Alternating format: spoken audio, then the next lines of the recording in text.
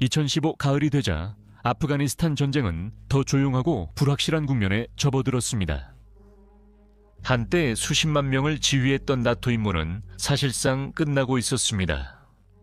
대부분의 외국군은 철수했고 남은 것은 국제 원조에 의존해 간신히 버티고 있는 취약한 아프간 정부와 결코 사라지지 않는 완강한 반군이었습니다. 탈레반은 변두리로 밀려나 있었고 시골 계곡과 산길, 그리고 수십 년간의 분쟁으로 지친 이 나라의 오지로 숨어들었습니다. 카불, 칸다하르, 헤라트 등 주요 도시에서는 삶이 이어졌습니다. 정부는 자리를 지켰고 많은 이들은 최악이 지났다고 믿었습니다.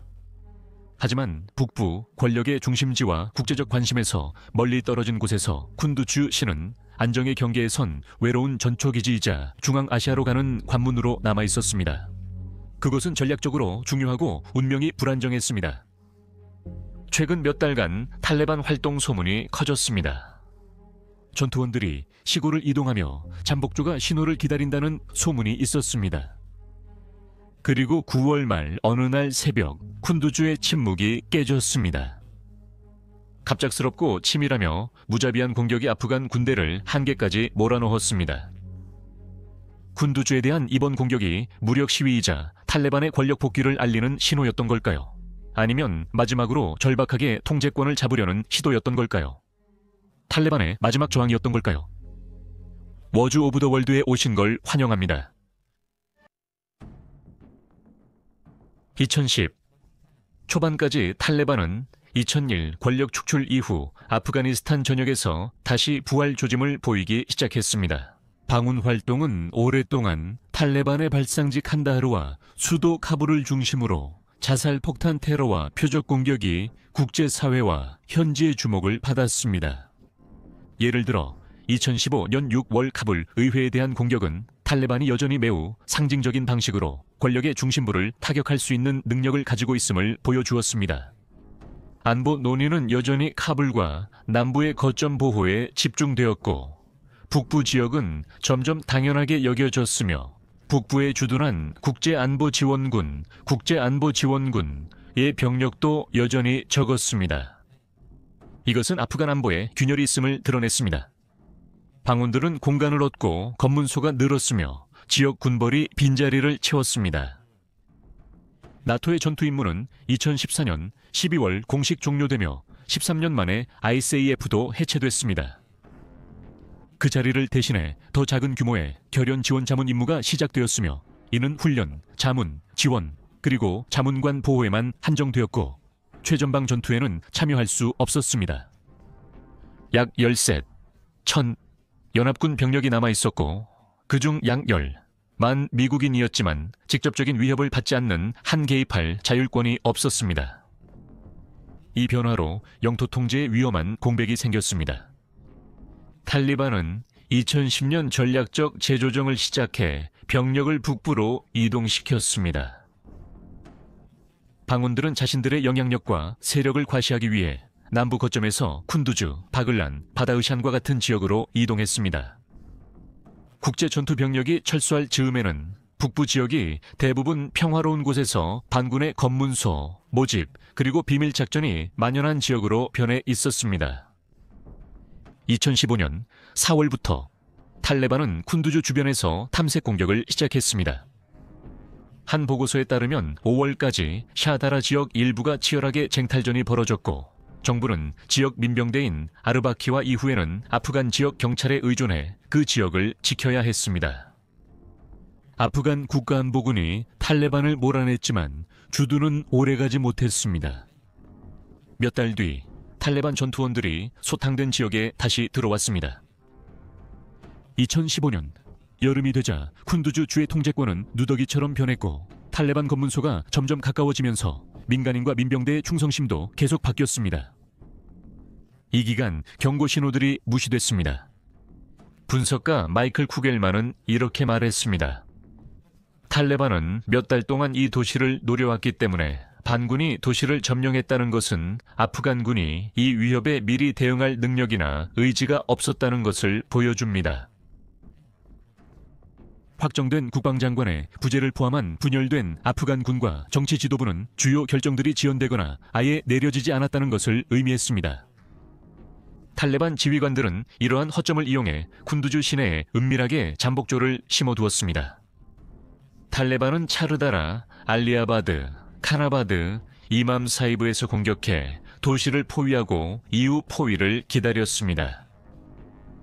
이렇게 해서 2015년 가을까지 약화된 나토의 존재, 취약한 아프간 지휘체계, 그리고 다시 활기를 띤 탈레반의 활동이 완벽한 폭풍을 만들어냈습니다. 과거엔 소외됐던 북부 지역이 이제 압력 지점이 되었고 중심에는 쿤두주가 있었습니다. 전 세계가 카불과 칸다하르에 집중할 때 북부 반군들은 거점을 준비했고 안전하다고 여겨지던 쿤두주는 결국 대가를 치렀습니다.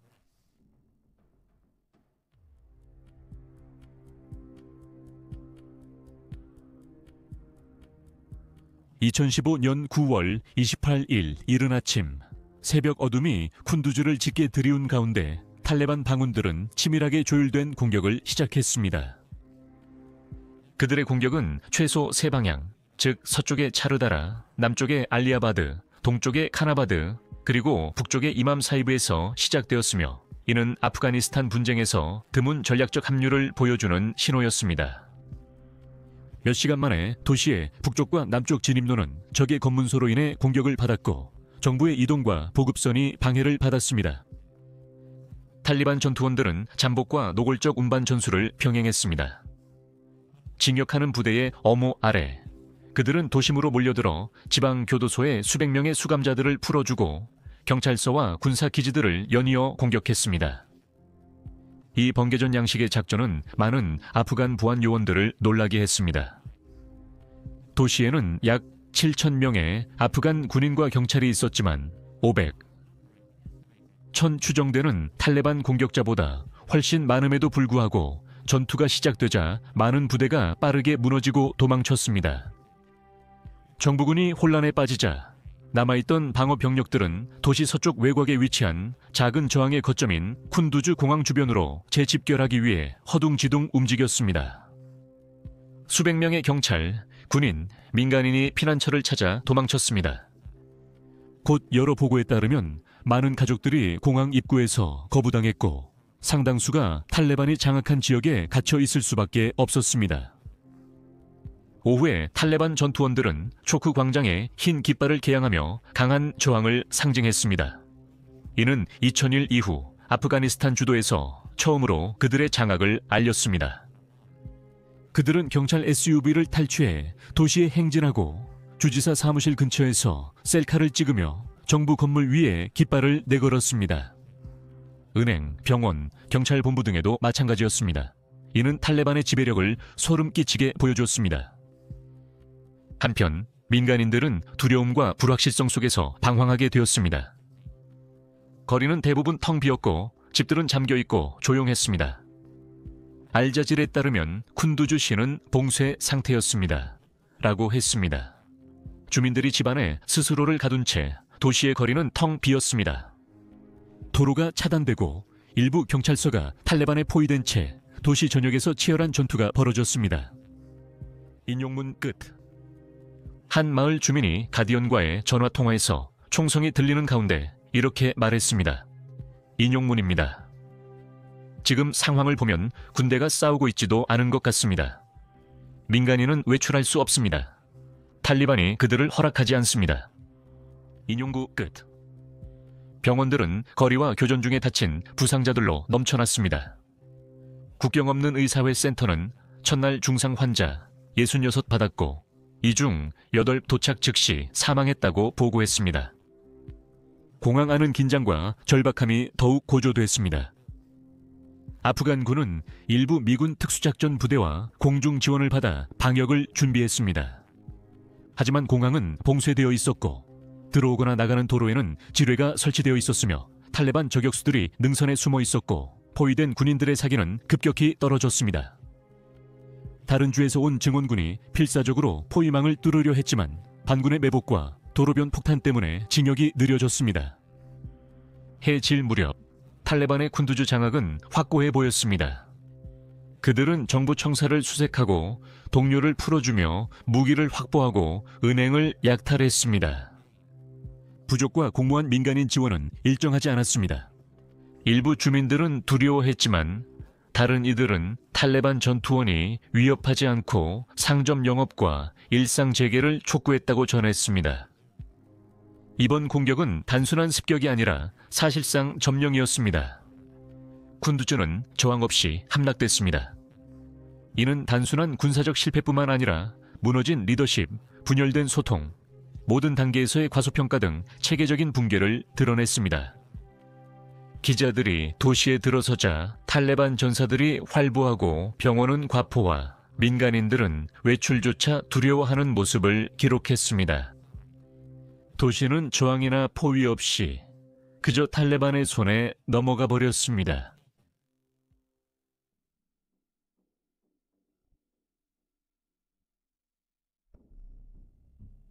이제 탈레반이 쿤두즈를 완전히 장악하자 남아있던 아프간 정부군은 쿤두즈 공항의 위태로운 방어 거점으로 밀려났습니다. 약 5천 아프간 병력이 긴급히 투입되었고 지역 민병대와 특수부대가 공항 주변에 집결해 방역을 시도하려 했습니다. 하지만 탈레반은 이미 이를 예상했습니다. 주요 진입로에는 급조폭발물 등 급조폭발물이 설치되고 반군 검문소가 곳곳에 배치돼 정부군 차량 행렬 속도를 크게 늦췄습니다. 9월 29일 늦은 밤, 이미 지쳐있던 아프간 군대는 스스로를 정비하는 데 애를 먹고 있었습니다. 아슈라프 칸이 대통령은 침착함을 당부하며 정부가 도시 탈환을 위해 병력을 투입 중이라고 밝혔습니다. 하지만 현지 지휘관들은 방어만 할 뿐 공격 의지나 자원이 부족하다고 인정했습니다. 한 구역장인 모하마드 자이르 니아즈는 침통하게 이렇게 말했습니다. 우리는 아직 탈레반과 맞설 충분한 병력이 있지만 안타깝게도 싸우려는 의지나 결의가 없습니다. 이렇게 절박한 순간에 미군과 나토군이 더욱 적극적으로 개입했습니다. 9월 30일 밤 공항에 있던 미 특수부대 고문팀이 직접적인 공격을 받았습니다. 브라이언 트레버스 대령은 그들이 자기 방어를 위해 교전했고 최대 100명의 미 특수부대가 아프간 군인을 지원했다고 밝혔습니다. 이는 2014년 이후 드문 지상 교전 사례였습니다. 그날 저녁 3번의 공습으로 탈레반 점령 전차와 반군 지휘관 회의를 겨냥해 임박한 침투를 효과적으로 막았습니다. 쿤두즈 전역에서 격렬한 도시 전투가 있었습니다. 아프간 특수부대는 나토 고문단과 공중 지원을 받아 도시 곳곳에서 급습을 벌였습니다. 교전 중간에 낀 건 겁먹은 민간인들이었습니다. 한 남성 주민이 CNN의 경험을 전했습니다. 우리는 무엇을 해야 하고 어디로 가야 할지 모릅니다. 저는 쿤두즈 주요 로터리 근처에 있었고 정부군과 탈레반의 격렬한 전투 중 탈레반 전투원들이 몇 미터 앞에서 총을 쏘고 있었습니다. 저는 안전한 곳으로 가기 위해 달리고 있었는데 파편이 제 손을 맞췄습니다. 저는 부상을 입었습니다. 인용 끝.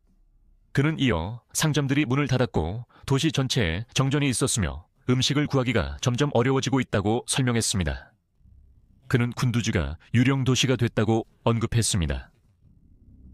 도시 외곽에서는 보즈 칸다하리 전투가 특히 주목할 만했습니다. 탈레반 집결지 첩보로 작전 중이던 미아프간 합동 순찰대가 포위됐습니다. 방운의 사격에 연합군은 C-130과 아파치 헬리콥터 공습을 요청해 포위를 돌파했습니다. 연합군도 피해를 입었으나 반군을 결국 후퇴시켰습니다. 이러한 국지전들은 도시 통제권을 둘러싼 더 큰 싸움 속에서 발생했으며 탈레반의 적응력과 아프간 보안군의 공군력 의존도를 동시에 보여주었습니다. 탈레반 전투원들도 가만히 있지 않았습니다. 그들 역시 자체적으로 방역을 시작했습니다. 아프간 군대가 전진하자 무장 세력은 매복과 폭탄으로 맞섰습니다. 한 탈레반 지휘관은 그들의 전술이 아프간 군대를 여러 전선에서 공격해 방어선을 분산시키고 혼란에 빠뜨리는 것이라고 인정했습니다. 혼란 속에 지휘 통제가 자주 무너졌습니다. 부대가 고립되고 보급 트럭은 돌아가며 통신도 끊겼습니다.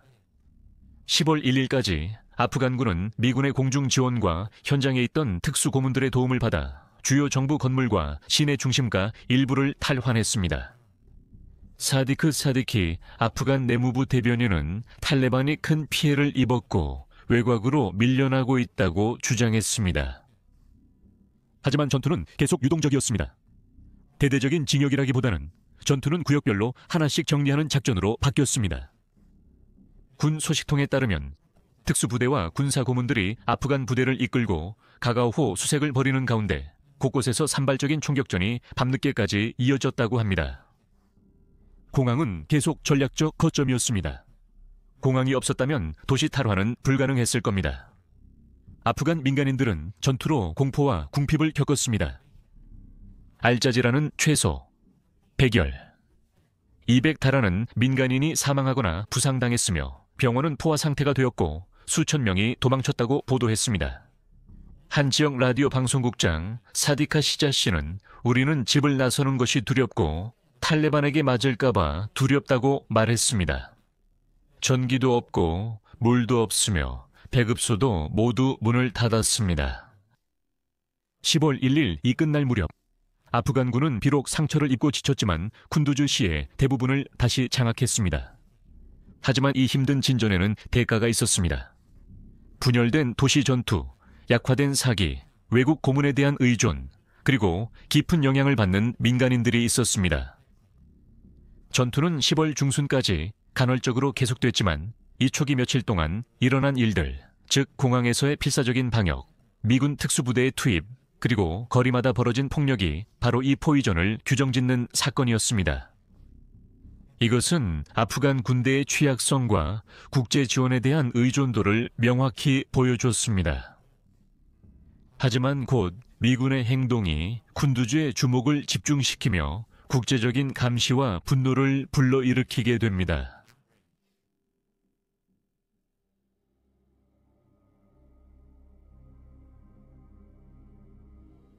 (2015년 10월 3일) 새벽 미군 고문단의 지원을 받은 아프간 군대가 계속해서 쿤두즈시로 진격하던 중 정보에 따르면 탈레반 전투원들이 도시 서쪽 끝에 있는 한 건물에 자리 잡고 있었고 그곳은 지휘소나 무기 저장고로 사용된다는 소문이 돌고 있었습니다. 미군 작전 계획자들은 도시 전투에서 근접 항공 지원을 위해 설계된 매우 정밀하고 저고도로 비행하는 애택 카고 130U 스펙터 건십의 공습을 승인했습니다. 목표는 반군의 거점을 제거하고 국가안보국 건물 근처에서 징역 중인 아프간 군대를 보호하는 것이었습니다. 미국 건십 승무원들은 아프간 특수부대에서 좌표와 목표물 설명을 받은 것으로 전해졌습니다. 하지만 이 정보는 심각하게 잘못된 것으로 밝혀졌습니다. 항공기는 현지 시각 오전 6시 직전에 쿤두즈 동중부 상공에 도착했습니다. 항법 장비가 오작동했고 통신 시스템도 작동하지 않았으며 승무원들은 로켓에 피격당했다고 믿어 예정된 경로에서 벗어날 수밖에 없었습니다. 이 혼란 속에서 그들은 미션 브리핑에 나온 적군 시설과 약 300 떨어진 곳에 위치한 국경 없는 의사회, 트라우마 센터, 즉 국경 없는 의사회 병원을 목표물로 잘못 인식했습니다. 6, 8, 7, 15 건십은 병원에 105 포탄을 퍼부으며 1시간 넘게 시설을 집중적으로 공격했고 총 211 포탄을 발사했습니다. 폭발로 인해 중환자실, 수술실, 그리고 105 환자와 80 직원이 피신해 있던 병동이 완전히 파괴되었습니다. 직원들과 환자들은 악몽 같은 상황에 갇혀 있었습니다. 국경 없는 의사회는 우리 환자들은 침대에서 불에 다 숨졌습니다라며 안타까운 현장을 전했습니다. 우리 의료진들은 참수되거나 팔다리를 잃었습니다. 다른 이들은 도망치다 공중에서 총을 맞았습니다. 인용문 끝. 헤이만 나가라트남 아프가니스탄 북부에서 국경 없는 의사회 프로그램 책임자는 생존자들이 폭격을 피해 벙커로 달려가던 당시의 경험을 설명합니다. 인용문 폭탄이 떨어졌고 그 다음에 우리는 비행기가 다시 선회하는 소리를 들었습니다. 잠시 멈춘 뒤 또 폭탄이 떨어졌고 이런 상황이 반복됐습니다. 제가 사무실을 빠져나왔을 때 본관 병원 건물은 불길에 휩싸여 있었습니다. 움직일 수 있었던 사람들은 재빨리 건물의 두 방공호로 이동해 안전을 찾았습니다. 하지만 탈출할 수 없었던 환자들은 침대에 누운 채로 불에 타 숨졌습니다. 인용 끝. 공습이 오전 7시 15분에 끝나 최소 42명이 숨졌고 이 중 환자 24명, 직원 14명, 다른 민간인 4명이었습니다. 수십 명이 부상했습니다. 공격 전 병원은 미국, 아프가니스탄, 나토 당국과 글로벌 포지셔닝 시스템 좌표를 여러 번 정확히 공유했습니다. 국경 없는 의사회. 국경 없는 의사회는 병원에 무장 전투원이 없었고 부상 민간인만 있었으며 탈레반이 시설을 은신처로 쓰지 않았다고 밝혔습니다. 하지만 이러한 조치들에도 불구하고 폭격은 여전히 강행되었습니다. 국경 없는 의사회, 국경 없는 의사회. 직원들은 결연지원사령부에 여러 번 긴급 구조를 요청했습니다. 하지만 그럼에도 불구하고 폭격은 멈추지 않았습니다. 첫 경고가 군 본부에 전달된 뒤에도 공격은 17 계속됐습니다. 하지만 그때쯤에는 아타카르고 130 이 공격을 마친 상태였습니다. 국경 없는 의사회는 이번 공격을 전쟁 범죄라고 규탄하며 독립적인 조사를 요구했습니다. 11월에는 존 캠벨 장군이 이끄는 공식적인 미군 조사가 진행됐습니다. 그는 이 사건을 비극적인 실수라고 설명하며 재앙의 원인을 인간의 실수와 시스템 및 절차상의 실패가 복합적으로 작용한 결과라고 밝혔습니다. 그는 잘못된 목표 좌표, 통신 장비 오작동, 항공기의 금지 타격 데이터 부재도 언급했습니다. 조사 결과 아프간군이 처음에는 병원 근처에서 탈레반 전투원에 대한 지원을 요청했지만 결국 해당 지역에 폭격을 가하기로 결정한 것은 미국 측이었으며 이는 완전한 상황 인식 없이 이루어진 것으로 드러났습니다. 국제사회는 강하게 반응했고 여파도 즉각적이었습니다. 국경 없는 의사회, 국경 없는 의사회는 전 직원 철수와 함께 아프가니스탄 북동부 유일 외상병원을 폐쇄했습니다. 국경 없는 의사회, 국경 없는 의사회 총괄 이사 크리스토퍼 스톡스는 다음과 같이 밝혔습니다. 30명이 사망했고 수십만 명이 쿤두즈에서 생명을 구하는 치료를 받지 못하게 된 것은 단지 국경 없는 의사회 병원이 열린 들판에 가장 가까운 큰 건물이었고 의도된 목표물에 설명과 대략 일치했기 때문인 것으로 보입니다. 미국 당국은 비행 승무원을 비행 금지시키고 특수작전팀 대원을 추가 조치 전까지 구금했습니다. 오바마 대통령의 사과와 내부 보고서 공개에도 불구하고 국경 없는 의사회, 국경 없는 의사회는 군의 조사가 미흡했다고 주장하며 국제인도사실조사위원회에 의한 독립적인 조사를 요구했습니다. 쿤두즈 병원 폭격은 단순한 건물 파괴 그 이상이었습니다. 연합군의 국제인도법 준수 발표에 대한 신뢰가 완전히 무너졌습니다. 그로 인해 부상자 의료 지원이 마비됐고 아프가니스탄과 기타 분쟁 지역에 인도주의 작전에도 큰 영향을 미쳤습니다.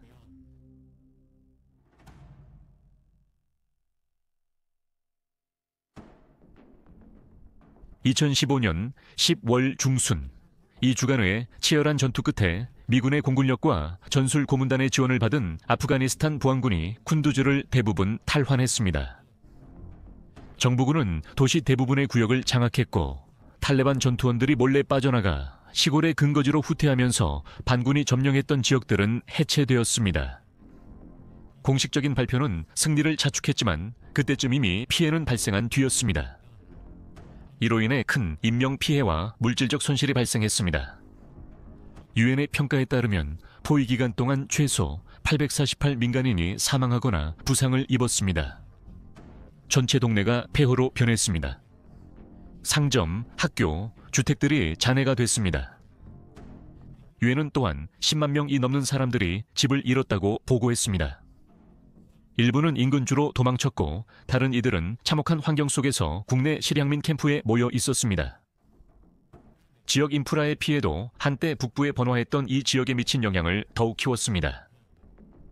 동시에 탈레반은 쿤두즈 공격을 신속하게 자신들의 승리라고 주장했습니다. 자비훌라 무자히드 탈레반 대변인은 이번 공격이 우리의 목표를 달성했다고 자랑스럽게 말했고 이어 탈레반이 쿤두즈 감옥에서 수백 명의 전투원을 풀어줄 수 있었으며 추가적인 미군 공습으로부터 민간인을 보호하기 위해 탈레반이 철수했다고 밝혔습니다. 점령된 기관들 위에 흰 깃발이 휘날리는 모습이 온라인상에 널리 퍼졌습니다. 탈취된 무기와 약탈된 금고, 퍼레이드장 선전 활동이 반군의 선전전을 조장했고, 많은 관찰자에게 쿤두즈는 심리적 전환점이자 탈레반 생존력의 상징으로 부각됐습니다. 분석가들은 의견이 엇갈렸습니다. 일부는 쿤두즈를 일시적, 국지적 성공으로 보고 아프간군이 국제사회 지원으로 테러리스트를 신속히 격퇴했다고 평가했습니다. 다른 이들은 경고음을 울렸습니다. 브루킹스는 탈레반의 일시적인 통치를 한 주를 강력하게 침범한 사건으로 묘사하며 이것이 아프가니스탄 북부 전역에 충격파를 보낼 수 있다고 경고했습니다. 되돌아보면 쿤두즈 포위전은 탈레반의 마지막 저항이 아니었습니다. 오히려 그건 전조였어요. 방운들은 계속해서 헤라트, 라슈카르가, 심지어 카불 같은 주도들에 대한 공격을 이어갔습니다. 2021년 8월, 그들은 쿤두즈를 재탈환한 후 며칠 만에 아프간 정부를 압도하고 카불까지 장악했습니다. 2015 쿤두즈를 일시적으로 잃은 것은 더 큰 붕괴의 전주에 불과했습니다. 그렇다면 쿤두즈는 누구에게 마지막 저항지였던 걸까요? 확실히 탈레반은 아니었습니다. 그들은 더 강해져서 돌아올 것이었습니다. 어쩌면 이것이 아프간 정부의 최후의 저항에 더 가까웠다고 말할 수도 있고, 앞으로 닥칠 암울한 미래를 미리 보여주는 장면이었다고 할 수 있습니다. 탈레반은 압박에 못 이겨 철수했지만 그 짧은 점령 기간을 이용해 자신들의 지속적인 힘과 조직력을 과시했습니다. 2015년 쿤두즈에서 벌어진 사건들은 반군의 마지막 장이 아니었고 앞으로 다가올 결말의 초안에 불과했습니다.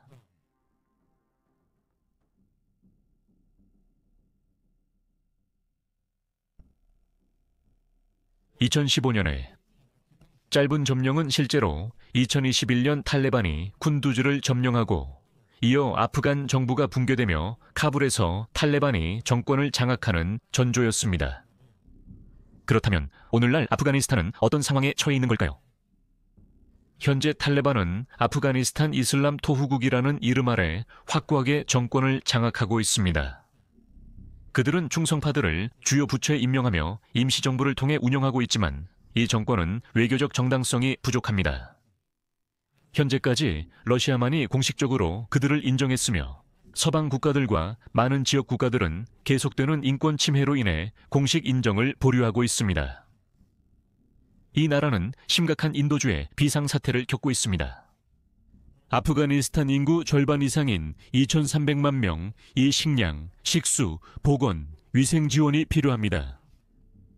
휴먼 라이츠 워치와 엠네스티, 인터내셔널은 여성, 언론인, 비판자들에 대한 심각한 탄압이 이루어지고 있다고 보고합니다.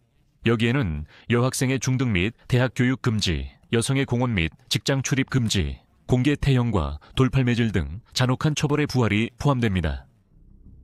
한편 국제형사재판소는 여성과 소녀들에 대한 박해와 관련된 반인도적 범죄로 탈레반 최고 지도자 히바툴라 아쿤드자다와 대법원장 하카니에 대한 체포영장을 발부했습니다.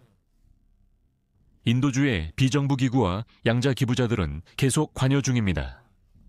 미국은 2021년 이후로 200억 달러 이상의 원조를 투입했지만 탈레반의 간섭과 제재, 제한된 공식 인정으로 인해 지원 전달이 불안정한 상황입니다. 이란과 파키스탄 등은 대규모로 아프가니스탄의 강제 송환을 계속해 여성 난민의 위기를 더욱 악화시키고 있습니다. 아프가니스탄 치안 상황은 복잡하게 변했습니다.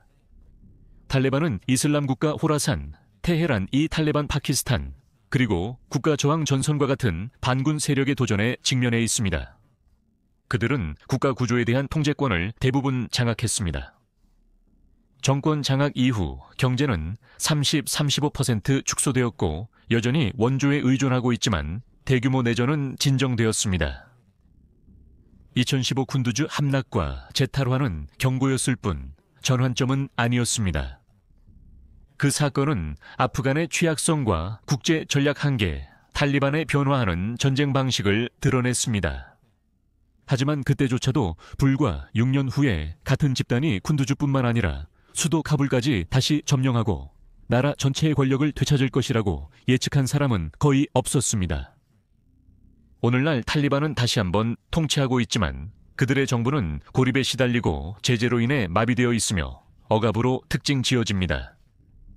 2015년 쿤두즈 포위전은 결국 아프가니스탄 국민들의 승리로 끝났지만 오늘날까지도 그들의 미래는 여전히 불확실합니다.